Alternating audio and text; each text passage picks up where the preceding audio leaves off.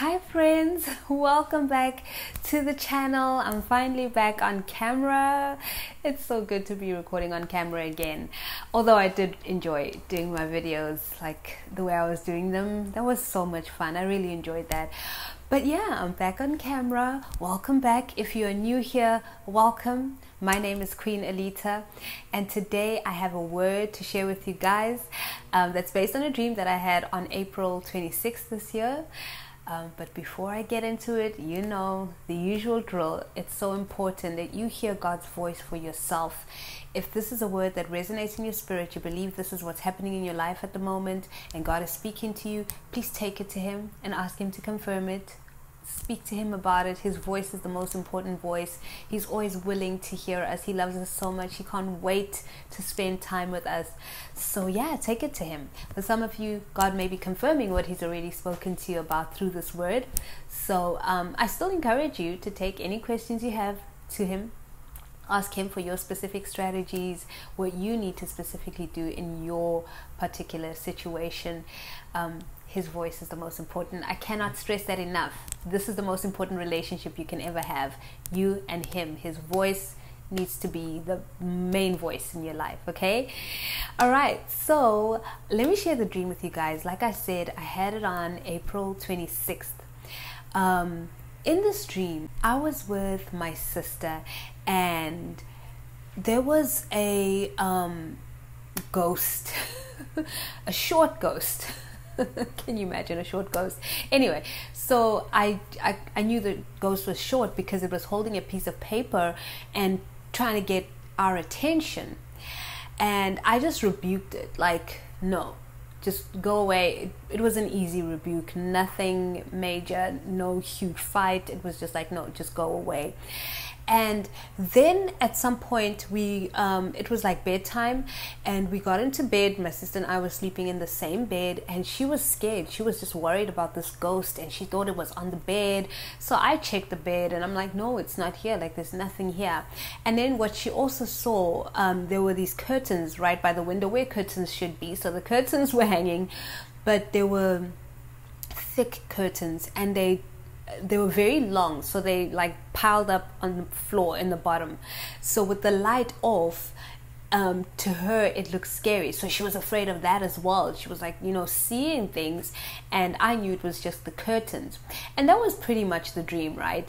So the Lord spoke to me so clearly about this dream, because I had it and I forgot about it. I didn't really listen to it that much like I do with many other dreams. I never felt led to, but I did last night, and the Lord started to speak to me about it. So I'm gonna grab my notes real quick so that I don't miss the main things that I want to share with you guys. But here's the main gist of this message, is that the enemy is trying to distract you. So this is for those of you who have really come a long way with the Lord, okay? You have completely given your life to the Lord. Your heart belongs to Him. The enemy knows that. Satan knows that. So because he can't have your heart, his strategy is to try and distract you. He can't have your heart. He lost that battle. He's never going to have it. And I'm praying that he never has it, right? As long as you stay close to God, as long as you stay on that path, and as long as you stay surrendered to the Lord. So Satan knows that. He knows he lost the battle for your mind, for your heart. You have been transformed by the renewing of your mind, and you're continually being transformed by the renewing of your mind, right? Because we live in this world, and there's so much that we have to contend with, that we have to continually allow God to work on us and to bring us to greater realization, revelations, and understanding of who He is and what He's doing in our lives. So because the enemy can't have your heart, he knows he lost that battle, he lost that war, he's going to try and distract you. And that was the whole point of this ghost, this short ghost. I forgot to mention in the dream that I knew who the person was in terms of the ghost. Like, it's someone that I know, someone that the Lord has revealed to me has been doing witchcraft in my life for a very long time. But in the past 8 or so months, the Lord has taken me on this beautiful journey of just complete deliverance from all those things. So I have just like many others, have overcome the enemy's strategies in terms of witchcraft, especially through certain people in our lives. So the fact that this person was a ghost and short, and I've had a dream about them before where they were short but not a ghost, and that was the first dream, one of the first dreams that God was showing me that this person is up to no good. They're doing witchcraft in my life. And I got this sense of mischief, like waving the paper, trying to get attention, and almost like a leprechaun. So that's kind of the sense I got. So I just got the sense of mischief and just up to no good, really no substance, which is why I quickly rebuked this ghost in the dream. So the Lord is showing us through this symbol of this ghost is that it's something that you've dealt with. It's not even significant. It has no substance. It was invisible. I couldn't see it except for when the paper was waving, and I knew what it was. And because of how far you've come and how much knowledge the Lord has given you and how much understanding and wisdom He's given you over the spiritual world, that you understand what it is, you'll see it, you'll recognize it for what it is. It may appear as though those witchcraft attacks that you've dealt with are being manifesting again in your life. Absolutely not. And God is saying, be wise and see it for what it is. It has nothing to do with actual witchcraft. It's just the enemy trying to distract, trying to get you to engage in warfare. You won the war. Okay, there are no comebacks. When a war is won, it's won. There are no comebacks. That's why there was World War I and World War II, because you can't have World War I again. Whoever won that war. It was done. They were defeated. So the Lord is saying, you have defeated the enemy. You have overcome all those witchcraft attacks, everything. It's not going to happen to you again. It's done. That part of your life is over. No matter what they may try, they cannot get past the protection that the Lord has put around you. So be aware of what the enemy is trying to do and don't let him pull you into that.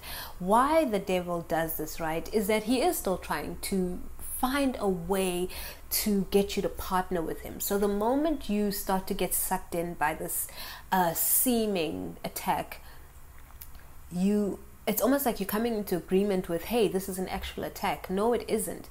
It's just the enemy trying to make some noise, trying to get you to turn away from the things that the Lord wants you to be focused on, right? A lot of you have new assignments, and when I say new assignments, it's on things that the Lord put in your heart a long time ago, things that you've tried to work on before, but the Lord has renewed those assignments. It's like, this is what I want you to focus on now. He's opening doors for you. The enemy's like, I can't let her walk through that door. I can't let him walk through that door. So he's trying to get you not to focus on what God wants you to focus on. So know that it's a distraction. All the devil needs is a quick rebuke, because you won that war. You have victory. You don't have to it's not a warfare thing. It's just basically saying, no, just shut up, get out of my life. You're lying to me. Go away. I dealt with you. You actually are trespassing right now. And let me just make sure I have everything down, because I want to move on to the part in my dream where my sister was. Okay, yeah. So what my sister represented in the dream, or represents in the dream, is those around us who are close to us, people we trust, that really care about us, who may see this, they may perceive what's going on, and they may be in the same boat as you. A lot of you have been partnered with people that are kind of going through the same things. God has kind of slowly been bringing your tribe together, people that just get you, that have been walking with you or are starting to walk with you, and they may see this and perceive it in the spirit, because they're also spiritually mature like you, or at least getting there, or how it is. We're all human. No one is perfect. That's why we need each other. And this person, the enemy may even try to use that person to make it seem like what he's doing is bigger than what it is. So my sister was really worried in the dream. She thought this ghost was in the bed, and it wasn't. And even the curtains to her just looked like something that would manifest into something demonic, and I knew in the dream that it wasn't. So the Lord is saying, even with that, apply wisdom. Just see what the enemy is doing. Just see it for what it is, because it is really just the enemy trying to distract, pray for the people around you, because we're all human and we're susceptible to sometimes falling for these things. And that's why the Lord gives us dreams. That's why he speaks to us in whatever way he chooses to give us a heads up, to help us see that, hey, the enemy is up to this, that, and the other, so be careful. I want you to be aware. I want you to see what he's up to, and for you to be able to overcome that thing, right? So that was the significance of that part. And I have a few scriptures that I want to share with you along with this word.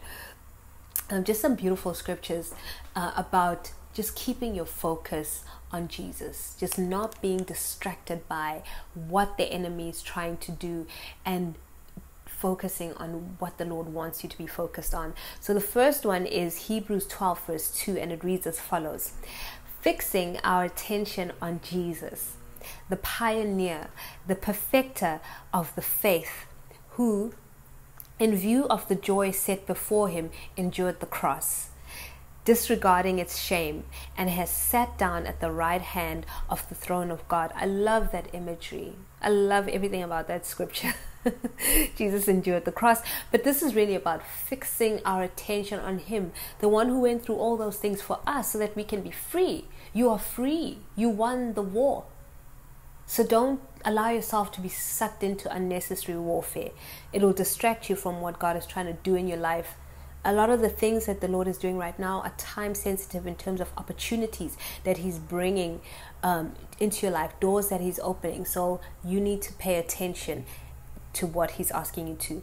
Colossians 3 verse 1 to 2 says, since you have been raised to new life with Christ, set your sights on the realities of heaven, where Christ sits in the place of honor at God's right hand. Think about the things of heaven, not the things of earth. Don't be distracted, okay? And then the last scripture is Proverbs 4 verse 25. Look straight ahead and fix your eyes on what lies before you. God is doing a new thing. It has already begun. Can you not see it? Focus on that. Friends, that is the word for today.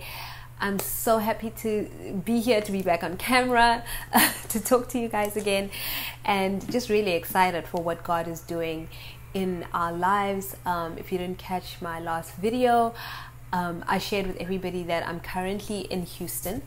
It's been a very interesting 8 months, and I know that the Lord is going to open me up to share my testimony and what's been happening in my life in the last 8 months.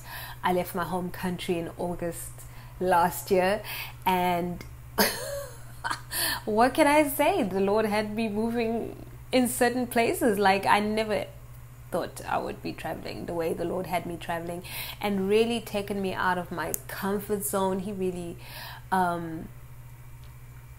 took me out of my comfort zone, y'all. I've always had a very stable life, okay? Like, I've always been like stable and the past 8 months have been completely opposite to anything I've ever known.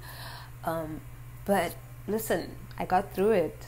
I got through it. It's been intense, and I just want to say, guys, like, just be obedient. Do what God is asking you to do. It's the greatest decision you can make for yourself, because yes, it can be hard. In fact, I didn't even know what I would experience by saying yes.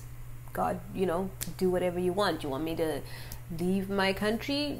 Then I'm going. I didn't know what the journey looked like. I had my ideas.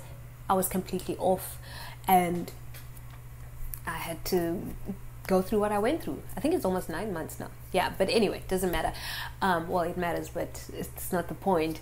But yeah, just if you are struggling with just trusting God with your life, take it from me. If he's leading you in a certain direction, he will never let you fail. And even if you're going in the wrong direction, God is still going to take care of you, but he is going to get your attention and try and get you, he's going to get you on the right path, especially if you have a heart for him. There are people that are stubborn, that are not interested. Different story. I'm talking about you who wants to live your life for the Lord, but you struggle just because you're human. Yeah, I struggled a lot. but I was adamant on just doing what God told me no matter what. And when I say no matter what, I mean no matter what. I lost a lot because of that. A lot.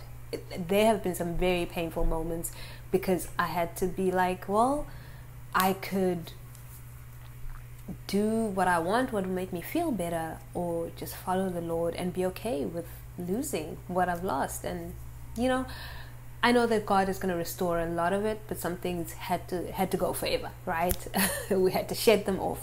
Anyway, I don't want to make this video too long, but I wanted to share that, guys, because I know that a lot of you do understand what I'm talking about, and you have your own similar situation that you're in. So I'm really just encouraging you and basically just saying to you that you're on the right track. Just keep following the voice of the Lord, no matter how crazy it seems. God is going to do some amazing things, okay? So yeah, let's see what he does here in Houston. I know he wants to do some major things. And I know he's, you know, again, relocating people to wherever he wants them to be, whether it's temporary, whether it's permanent. You know what God is doing in your life. Just follow him. Anyway, friends, that is all for today. I really pray that the word has blessed you. Always remember that God is a good Father. He loves you so much because you, my friends, are so deeply special to him. Your Majesty, full of honor, bright shining